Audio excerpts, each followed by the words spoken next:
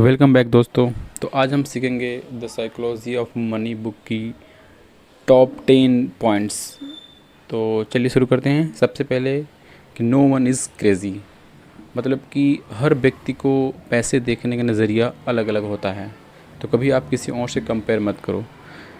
मैं एग्ज़ाम्पल अगर दूं तो जो व्यक्ति इस टाइम पे 60 साल की उम्र का है, मतलब उसने 1991 की आर्थिक संकट और 1990 के दशक में जो हर्षद मेहता घोटाला हुआ था, अगर वो दोनों चीज़ को देख रखा है तो उसका जो है कि स्टॉक मार्केट से भरोसा उठ चुका है। वो अब सिर्फ एफडी में और सुरक्षित चीज़ें रखना चाहेगा। लेकिन जो आज के यंग जनरेशन है, जिसको जेन जी बोलते हो आप लोग, उन्होंने हमेशा बुल मार्केट देखा है, उन्होंने क्रिप्टो करेंसी देखी है जो कि बहुत ही पैसा दिया है, साथ साथ एनएफटी भी देखा है। तो वो लोग इक्विटी में इन्वेस्ट करना, इन सब चीज़ों में रिस्क लेने की कैपेसिटी अपने आप को समझ रहे हैं, क्योंकि उन्होंने ऐसा कोई लॉस देखा ही नहीं है। तो आप जिस टाइम पे पैदा हो रहे हो, आपने कौन सी आर्थिक संकट देखा है, इस पे भी डिपेंड करता है कि आपकी मतलब सोचने का नज़रिया क्या होगा स्टॉक मार्केट को लेकर के। नौ दूसरा पॉइंट ये है कि लक एंड रिस्क। ये बहुत ही अजीब तथ्य है कि मतलब हम लोग गेस करते हैं कि यार उसका लक बहुत अच्छा था इसलिए अमीर बन गया, या उसको रिस्क लेने की कैपेसिटी अच्छी थी इसलिए वो अमीर बन गया। बिल्कुल सही बात है, हर किसी का लक और रिस्क साथ साथ चलता है। अगर ये एग्ज़ाम्पल के बाद समझे तो जैसे कि बुक में मेंशन है कि जो बिल गेट्स का एक फ्रेंड था, केंट इवांस, जो कि बिल गेट्स के ही इतना इंटेलिजेंट था और साथ साथ वो लोग लैब में रह के अपना कंप्यूटर में कोडिंग करते थे और सीखते थे। लेकिन वो जब 17 साल की उम्र था तो एक बार वो माउंट क्लाइंबिंग के लिए गया हुआ था, तो वहाँ पे जाकर उसने ऐसी घटना हो गई कि वो एक्सपायर कर गया, वहाँ पे गिर के वो डेड कर गया। तो बिल गेट्स अपनी बात बताते हैं कि अगर आज वो ज़िंदा रहता है तो शायद वो मेरे या मेरे से भी अमीर होता वो, लेकिन आज वो इस एग्जिस्ट ही नहीं कर रहा है। तो कोई बंदा अमीर है या गरीब है, इसका बहुत बड़ा लक फैक्टर भी मैटर करता है। इवन बिल गेट्स खुद एक्सेप्ट करते हैं कि अगर उनके जो कॉलेज स्कूल टाइम में अगर कंप्यूटर ना आया होता तो शायद वो इतने अमीर न बनते हैं। ना तीसरा पॉइंट ये है कि नेवर इनफ। कुछ लोग सोचते हैं कि यार सच में पैसा जब आना शुरू हो जाता है तो उनको समझ में ही नहीं आता है कि मुझे कब इनफ कर देना है, कब रोक देना है। जैसे कि इंडियन जो माइंडसेट है कि अगर शेयर मार्केट में पैसा लगाते हैं, थोड़े पैसे कमाएंगे फिर और लगाएंगे, फिर थोड़े कमाएंगे फिर और लगाएंगे, ऐसे करते करते ढेर सारा पैसा हो भी जाता है, फिर भी वो इनफ नहीं करते और कभी कभी ऐसी गलतियां कर देते हैं जिससे उनका सारा जो प्रॉफिट वो लॉस में आ जाता है। और मैं अगर आपको एग्जांपल दूं तो एक एमपी के जो सौरभ शर्मा थे, कांस्टेबल आरटीओ में थे, उनके भाई मतलब कितना था, उनकी जब रेट पड़ी तो 52 केजी गोल्ड, 14 करोड़ रुपए कैश दुबई में विला, है ना, मतलब 108 करोड़ से प्लस की संपत्ति उसके पास। भाई उसको क्या चाहिए था बंदे को, मुझे नहीं पता। तो ऐसे ऐसे लोग भी होते हैं, आज जीरो पे हैं। Fourth point, compounding, magic of compounding. So अगर आप पैसा कमाना चाहते हो तो उसमें टाइम सबसे बड़ा रोल प्ले करता है। उदाहरण के तौर पे वॉरेन बफेट की जो अधिकांश संपत्ति हुई है वो 50 से 60 की उम्र के बाद हुई है, जबकि उनका कंपाउंडिंग में बहुत ज़्यादा हुआ है। दूसरा एग्जांपल अगर मैं दूँ, अगर आप 25 साल की उम्र आज आपकी है और आप सिंपल सा 5,000 रुपये हर महीने म्यूचुअल फंड में इन्वेस्ट करते हैं, जो कि नॉर्मल 12% का इंटरेस्ट देता है, रेट ऑफ इंटरेस्ट दे रहा है, तो आप 60 की उम्र तक, तो आप मतलब 35 साल इन्वेस्ट करेंगे तो आपके पास लगभग 3.5 करोड़ रुपये रहेगा। और अगर कोई बंदा आज के टाइम अर्निंग कर रहा है तो 5,000 रुपये अगर साइड करके छोड़ दे रहा है और म्यूचुअल फंड में छोड़ दे रहा है, तो भाई एंडिंग टाइम में उसके पास 3.5 करोड़ रुपये आएंगे। कितनी बड़ी वैल्यू प्ले कर रहा है। तो नौ पांचवा पॉइंट ये है कि वेल्थी वर्सेस रिचेस, मतलब अमीर, वेल्दी और रिच में क्या डिफरेंस है। जो रिच होते हैं उनका डायरेक्ट कनेक्शन इनकम से होता है, और जो वेल्दी होते हैं उनका कनेक्शन नेटवर्थ और फाइनेंशियल फ्रीडम से होता है। अगर मैं बात करूं कि कोई बंदा अगर रिच है तो उसकी क्या पहचान है, वो हर महीने 5 लाख रुपये कमा रहा है, उसमें उसके पास बड़ी गाड़ी है, आलीशान घर है और सबका ईएमआई पड़ता है, ठीक है। और ऐसा होता है लास्ट में एंड में दिखी जाए उसकी सेविंग बहुत कम बच जाती है। अगर किसी मंथ में या किसी रीज़न से उसकी नौकरी छूट जा रही है तो भाई वो फाइनेंशियली बहुत कंडीशन ख़राब हो जाएगी उसकी।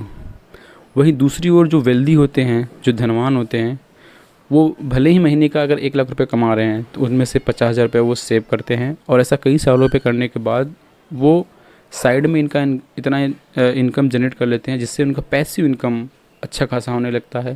तो उनके कई सोर्स ऑफ इनकम होते हैं और वो एक्चुअली फाइनेंशियली फ्री हो जाते हैं। तो ये होते हैं वेल्दी, जो ऊपर मैंने एग्जांपल बताया था ईएमआई और जो इन चक्करों में फंसे पड़े हुए हैं, वो पैसे कमा के भी गरीब हैं, मतलब रिच दिखते हैं लेकिन है नहीं। तो रिच और वेल्दी में ये डिफरेंस होता है। वेल्दी पर्सन के पास एक्चुअल में मनी होती है और फाइनेंशियली फ्री होते हैं वो। नेक्स्ट पॉइंट ये है कि सेव मनी।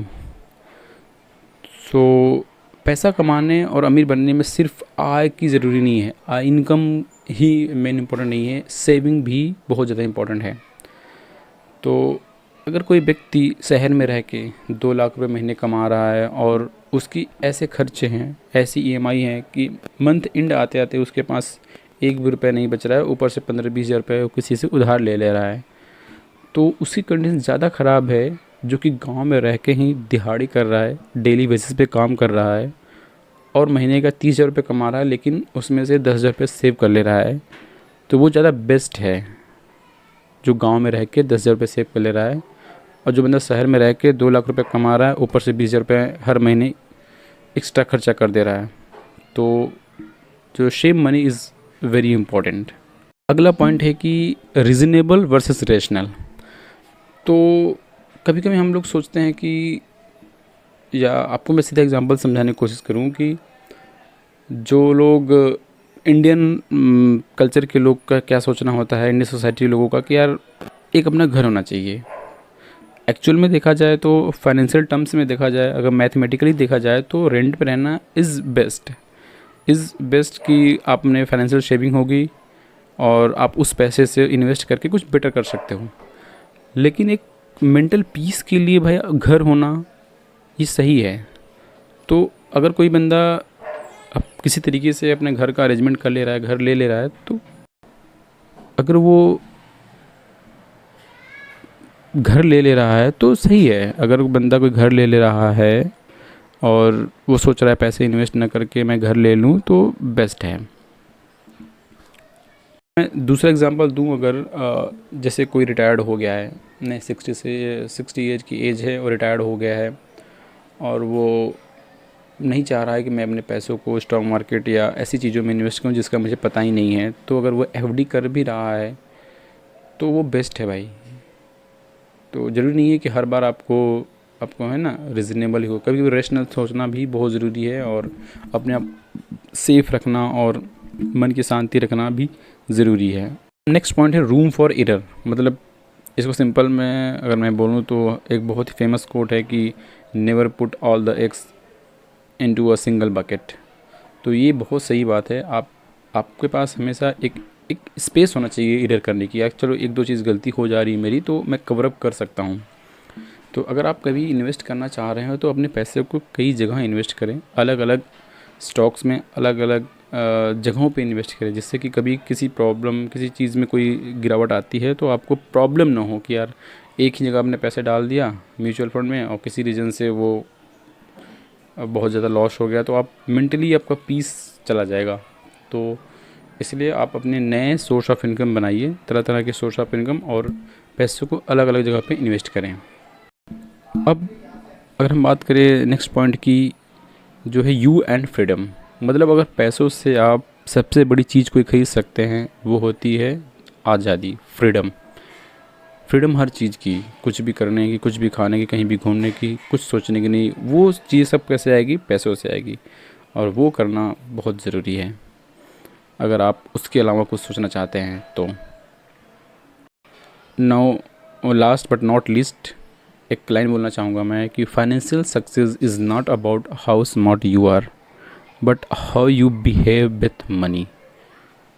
तो आज के लिए इतना ही, बाकी नेक्स्ट टॉपिक में बात करेंगे। नेक्स्ट वीडियो में नेक्स्ट टॉपिक, नेक्स्ट बुक के बारे में डिस्कस करेंगे।